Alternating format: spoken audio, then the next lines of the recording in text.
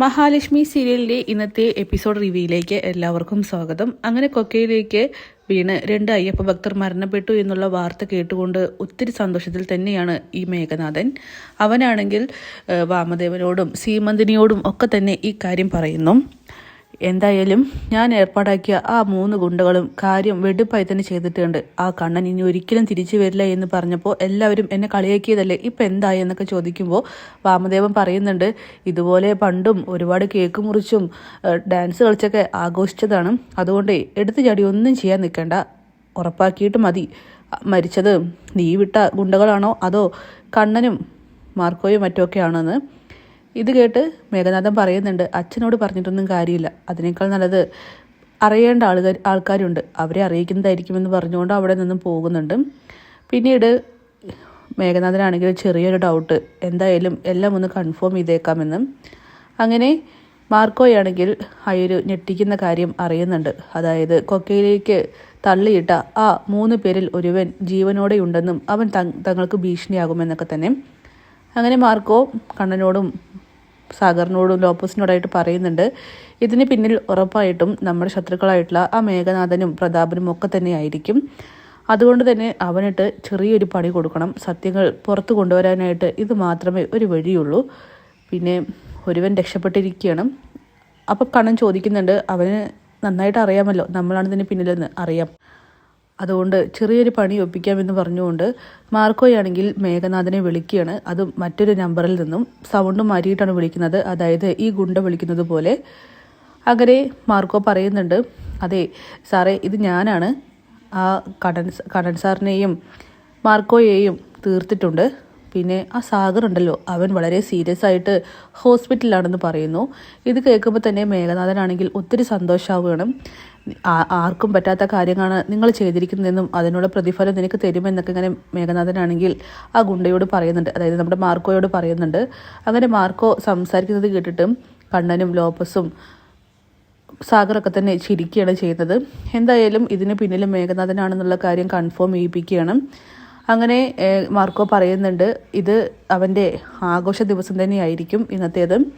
പിന്നെ കൊക്കയിലേക്ക് വീണവർ ആരാണെന്ന് ഇതുവരെയും തിരിച്ചറിഞ്ഞിട്ടില്ല, അതുകൊണ്ട് ന്യൂസ് റിപ്പോർട്ട് ചെയ്യാനും വഴിയില്ല.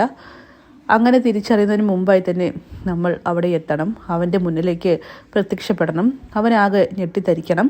എന്നത്തെയും പോലെ ഇപ്രാവശ്യവും തിന്മ തോറ്റു എന്ന് അവന് ബോധ്യപ്പെടുത്തണമെന്നൊക്കെ പറയുകയാണ്.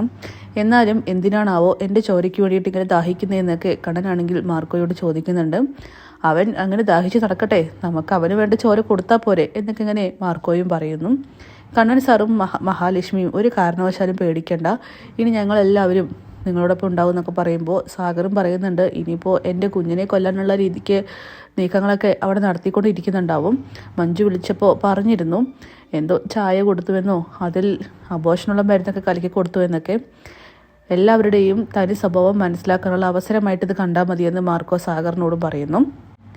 പിന്നെ മഹാലക്ഷ്മിയെയും മഞ്ജുവിനെയും കാര്യങ്ങൾ വിളിച്ചറിയിക്കണം, അല്ലെങ്കിൽ അവരാകെ ടെൻഷൻ അടിക്കുമെന്നും മാർക്കോ പറയുകയാണ്. എന്തായാലും പിന്നീട് കാണിക്കുന്നത് മേഘനാഥനാണെങ്കിൽ ഈ കാര്യം നല്ല ചൂടോടുകൂടി അറിയിക്കാനായിട്ട് പ്രതാപനെ കാണാനായിട്ട് പോവുകയാണ്. അങ്ങനെ പ്രതാപൻ മേഘനാഥൻ വിളിച്ച സ്ഥലത്തേക്ക് വരുന്നുണ്ട്. എന്താടാ പെട്ടെന്ന് കാണണമെന്ന് പറഞ്ഞത്? അതോ അങ്കിള് ഇത്രയും കാലം എന്താ ആഗ്രഹിച്ചത്?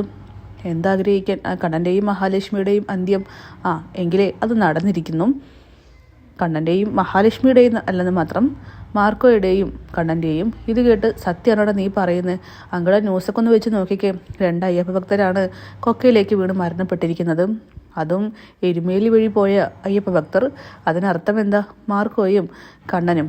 പിന്നെ ആ 3-മൻ എന്നെ വിളിച്ചിരുന്നു, അവൻ പറഞ്ഞത് സാഗർ വളരെ സീരിയസ് ആയിട്ട് ഹോസ്പിറ്റലിൽ എന്നാണ്. ഇത് കേൾക്കുമ്പോൾ തന്നെ ഒത്തിരി സന്തോഷമാവുകയാണ് പ്രതാപൻ പറയുന്നുണ്ട്, എൻ്റെ മോൾ ഒത്തിരി കാത്തിരുന്ന വാർത്ത തന്നെയാണിത്, അതുകൊണ്ട് തന്നെ ഇത് വല്ലാത്തൊരു ഷോക്കിംഗ് ആയിപ്പോയി, അല്ലെങ്കിൽ ഒരു സന്തോഷ വാർത്തയായിപ്പോയി എന്നൊക്കെ പറയുകയാണ്. ഇനി കൺഫേം ആയിട്ട് വേണം കേക്ക് മുറിച്ച് ആഘോഷിക്കാൻ എന്നൊക്കെ പറയുന്നുണ്ട്. ഇക്കാര്യം മഹാലക്ഷ്മി അറിയിക്കേണ്ടതെന്ന് ചോദിക്കുമ്പോൾ അവളെല്ലാം നേരിട്ട് തന്നെ കണ്ട് മനസ്സിലാക്കിക്കോട്ടെ, അവളുടെ മുഖത്തെ ആ ഒരു പൊട്ടിക്കരച്ചിലും കണ്ണീരും എനിക്ക് നേരിട്ട് നിന്ന് ആസ്വദിക്കണമെന്നൊക്കെ പ്രതാപനാണെങ്കിൽ പറയുന്നു.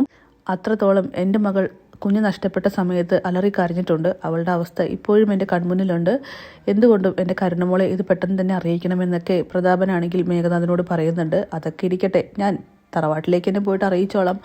അങ്ങനെ മേഘനാണെങ്കിൽ നേരെ ചെല്ലുന്നത് കമലേശ്വരത്തിലേക്കാണ്. അവിടെ ചെന്നിട്ട് മേഘൻ ചൂടോടുകൂടി തന്നെ ഈ ഒരു വാർത്ത പൊട്ടിക്കുന്നു. ഈ സമയം ഉറപ്പാണോ എന്നിങ്ങനെ കരുണ ചോദിക്കുന്നുണ്ട്. അതേ മോളെ, ഉറപ്പിച്ചോ, ഇനി അവന്മാർ തിരിച്ചു വരില്ല, അവന്മാരുടെ ചാപ്റ്റർ ക്ലോസ് ആയി കഴിഞ്ഞു, പിന്നെ ഇനി കമലേശ്വരം നമ്മളുടെ കീഴിലാണെന്നൊക്കെ പറയുകയാണ്. ഇക്കാര്യം അവളെ അറിയിക്കണ്ടേ? അവളെ ഇവിടെ നിന്ന് ജീവനും കൊണ്ട് ഓടിയിരിക്കുക മഞ്ജുവിനോടൊപ്പം. ഇവിടെ നിന്ന് അവളെ ആരെങ്കിലും കൊല്ലുമോ എന്ന് അയാൾക്ക് നല്ല പേടിയുണ്ട്. ഇനി നമുക്ക് അവളെ കൊല്ലാക്കൊല ചെയ്യണമെന്നൊക്കെ കരുണയും ദുർഗയൊക്കെ തന്നെ പറയുന്നുണ്ട്. എന്തായാലും മേഘനാഥനാണെങ്കിൽ ആഘോഷങ്ങൾക്ക് തുടക്കം കുറിക്കാൻ തന്നെ പറയുകയാണ്. കണ്ണൻ്റെ മരണം. അപ്പോൾ കാത്തിരിക്കാൻ നമുക്ക് കിടിലൻ എപ്പിസോഡ്സിനായിട്ട്. Bye bye.